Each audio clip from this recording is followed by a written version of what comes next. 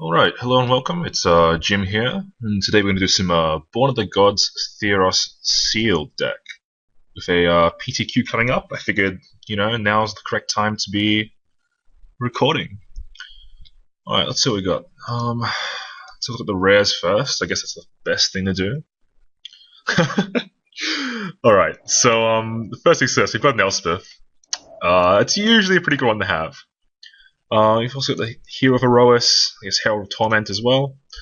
Cool. So hopefully our white supports this because Elspeth's a pretty big game. All right, let's have a look at our colors and start splitting it up. All right, so I like to sort by color first and then just sort of break it down to playables, non-playables. So obviously let's get Elspeth in there. I'm not a huge fan of Griffin Dreamfinder, but it can be played just depending on on level of white, I guess. Get in there, Exoriate, get some removal. Phalanx, one Wingsteed Rider is always welcome. Ray is fine. 3 mana 2. God. Huh. So we have a decent amount of white here, so things are looking good so far. Onto blue. Thassa's Bounty's fine. Like, some people say it's a bit slow, but in sealed, it's usually okay. Double Solid Sunstorm's pretty good. Favorite card in the set, Oracle's Insight. It's always good to trigger Inspired, tap, and it says draw a card. I love drawing cards. Riptide, 2 Chorus for Tide, Nullify. Blue's pretty solid as well. So things are looking good so far. I do like being white in this format. I think it's the deepest color, even in sealed as well. So most of the decks I've built have either been like white blue, or like blue green or something like that, or even just white green heroic. Things going absolutely crazy when that gets out of hand. Alright, so in black we've got Grey Merchant, Awaited Underworld. Not a big fan of Cutthroat Maneuver, unfortunately, nor Marshmist Titan. I just don't think you get enough devotion to really make this worthwhile. Like, there are cases where it's definitely going to be good, but it doesn't look like it from what I can see in this pool so far. Alright,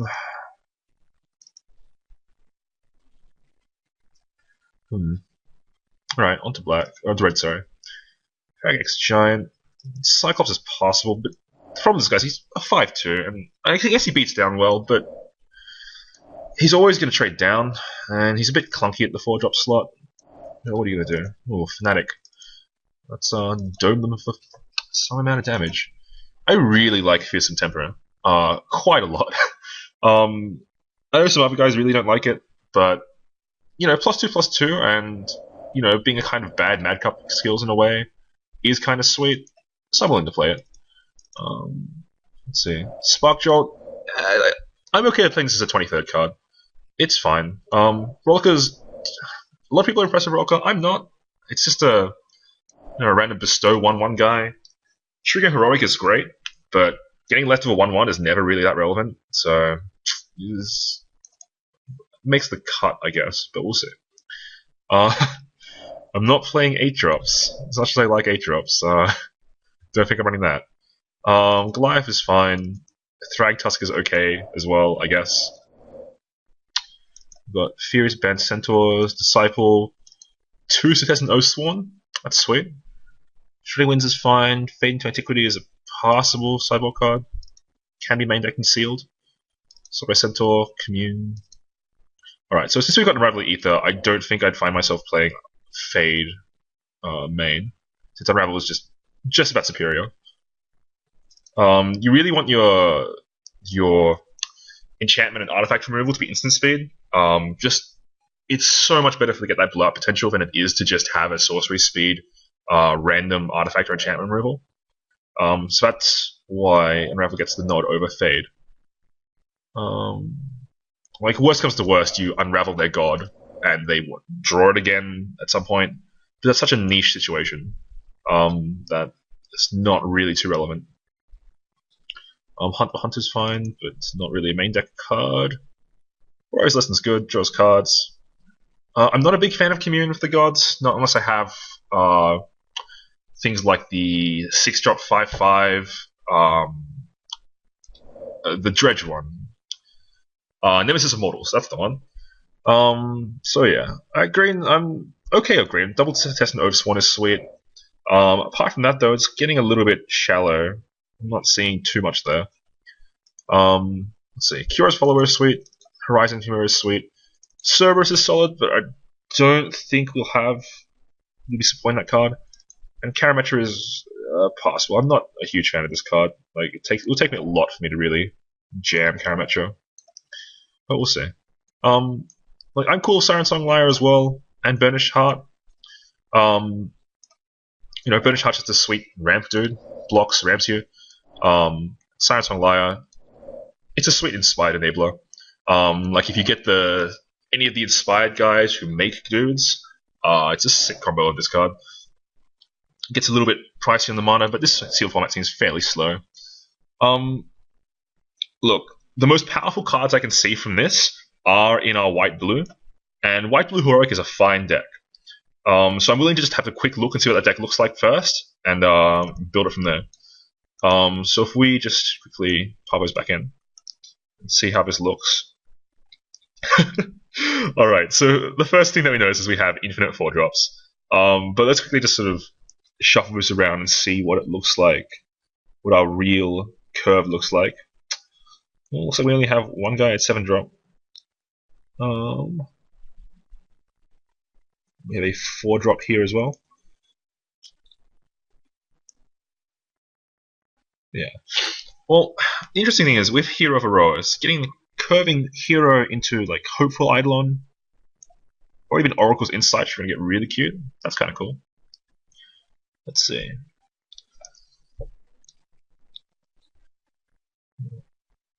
Let's just pull out all our spells first. Let's move this off here. Just get our creatures in one go.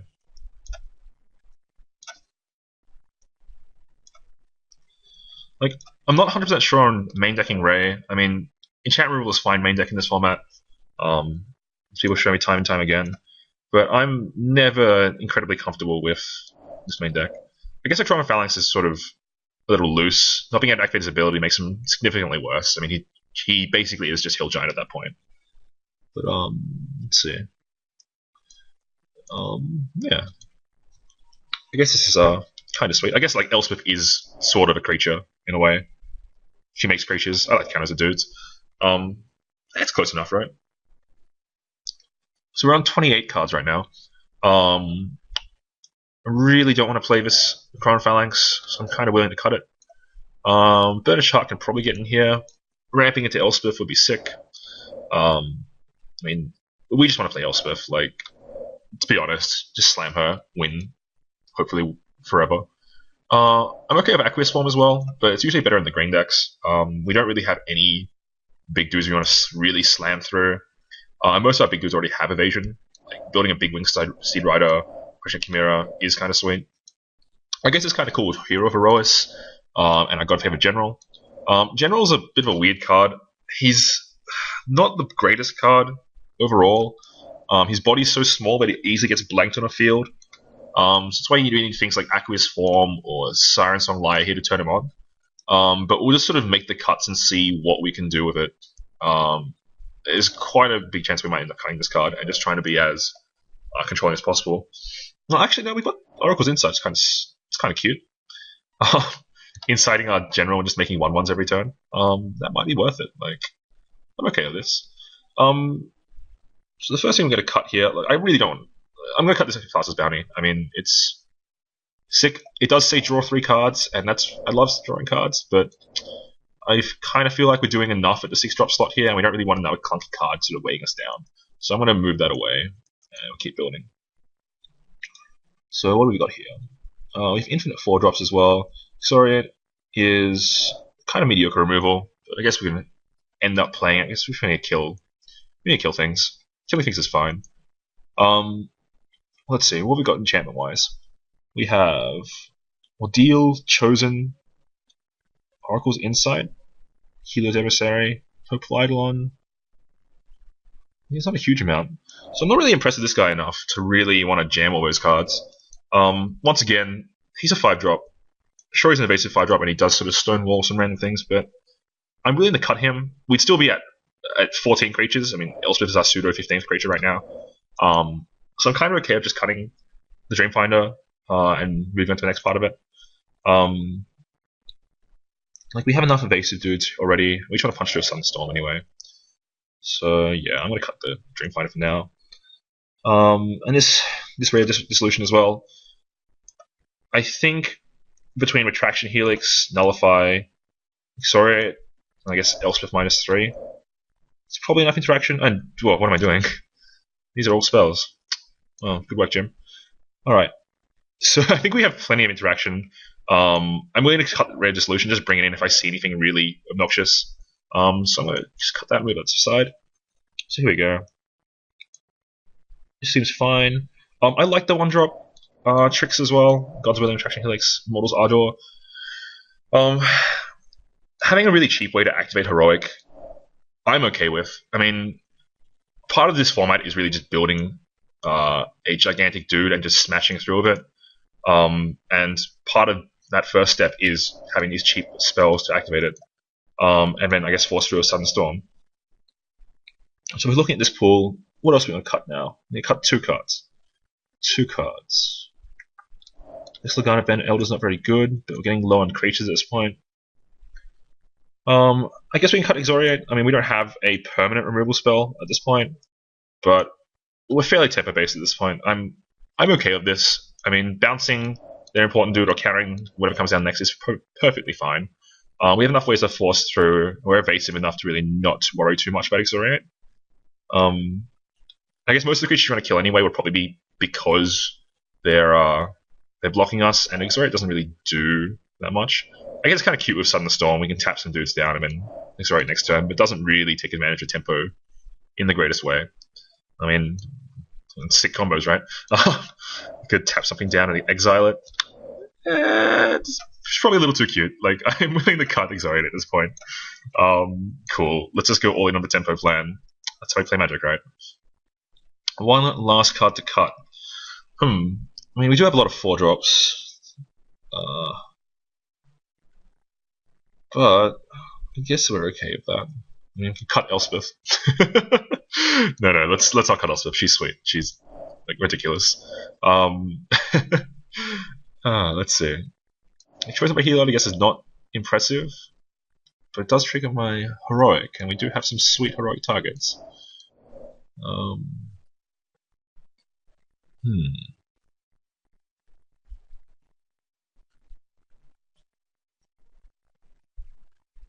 Yeah. I guess going down to 13 creatures is probably not the best feeling. I'll probably cut something else. Let's see. Maybe it's Nullify? I guess we are tapping out quite a lot early on. But Nullify is such a sweet spell. I mean, it's a counter spell. I mean, what are you going to do with that? Being able to sit back on Nullify and have 2 mana and just be able to get rid of any big dude, it's usually okay. But at the same time, I guess we do have 4 tempo spells here. Which means I don't think there's too much we can have to worry about. And it is a little bit awkward on the mana base. Yeah, I'm going to cut the Nullify. Yeah, let's do that. Alright, so this is our blue-white deck at this point. So it looks like, okay, Elspeth is Curve Topper, just a bunch of flyers. So we're just going to be evasive, hopefully, suit up a Wingsteed Rider, give it a lot of pants, and just get there. I mean, Hero can be a little obnoxious as well, but cheapening our random auras. But let's see how this goes. This is the first deck. I mean, the alternate is to play something like green-white, but I'm not liking the lack of interaction we have. I like to play a reasonably interactive game, rather than just try and pants up the biggest dude possible and play Battleship Magic, which is unfortunate what this format sort of lends itself to. And look, there's nothing hugely leading me to want to play black. We have the Bioblight, we have the Asphyxiate as well, and Herald is really sweet. Herald and Underworld Service is kind of cute. Getting enough 9/9s, but yeah. We could splash for something. We could splash for like Curious Follow or Horizon Chimera. But I'm not a huge fan of going past 2 cards in this format. I don't really have much fixing. I mean, the closest thing I have is like Nylea's Presence. That's not really what I'm after. I guess another question is where I play Siren Song Lyre, but I might just not have enough dudes to really take full advantage of it. I guess I can bring it in and try and get that package going. I mean, Godfavor General is fairly mediocre right now, but we guess we do have the like Thunderstorm that does get through, along with the Oracle's Insight to hopefully just have the sweet combo going. And Retraction Helix also triggers. That's a setup for some random 1/1 action. Yeah, look, I'm just gonna go with this. I mean, we only have 4 minutes left. It's not really much time to explore other deck choices. But this looks like the most powerful deck we can build right now. I mean, other considerations probably like Decorated Griffin is just another random dorky flyer we could play, or Greatheart just to try and buy us time to play Elspeth. But judging by what we've got so far, this seems fine. So let's just sort this out. All our blue is single color as well, except for Prescient Chimera, but it's a 5-drop, so I'm okay with this. So I'm probably looking at something more like either 9/8 for white or 10/7. I guess we'll just look at the suggestion 10/7. There's not really much early blue we need. Like it's just Vaporkin and Retraction Helix. I mean, Vaporkin is a lot better on turn 2. But at the same time, we really want to hit Wingsteed Rider and Vanguard of Rumors, that sort of thing. And a lot of our tricks in white, yeah, we want to cast more than one of them in a turn. So I'm going to suit up for 10/7 and yeah, hopefully this goes well. Alright, submit, and we'll see you guys in round 1.